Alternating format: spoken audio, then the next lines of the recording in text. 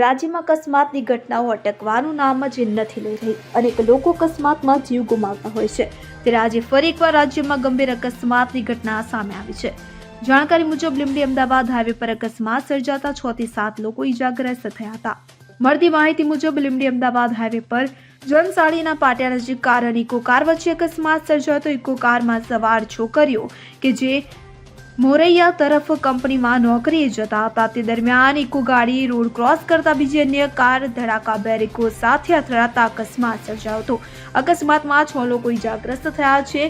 જણાવવામાં આવી રહ્યું છે કે અકસ્માતમાં પૂનમબેન મમનાભાઈ, પુષ્પાબેન સુખદેવભાઈ, પાર્વતીબેન ઉકાભાઈ, ધવલભાઈ અશોકભાઈ, જ્યોતિબેન દિનેશભાઈ, મુન્નાભાઈ ભોપાભાઈ સહિત 6 લોકો ઉપરાંત ઈજાગ્રસ્ત બન્યા હતા કે જેમાં 500 ભોજપરા અને દેવપરાના રહીશો છે. ત્યારે ઈજાગ્રસ્તોને સારવાર અર્થે 108 દ્વારા લીંબડી હોસ્પિટલ ખાતે ખસેડવામાં આવ્યા હતા. તેમને વધુ સારવાર અર્થે સુરેન્દ્રનગર ખાતે રિફર કરવામાં આવ્યા હતા. તો નેશનલ હાઈવે પર અકસ્માતનો સિલસિલો યથાવત જોવા મળી રહ્યો છે. Bureau report CN24 news. હવે જુઓ દેશ દુનિયાની તમામ ખબરો તમારી આંગળીના ટેરવે. ઉઠાવો મોબાઈલ અને Google Play Store પરથી ડાઉનલોડ કરો અમારી CN24 ન્યૂઝ મોબાઈલ એપ.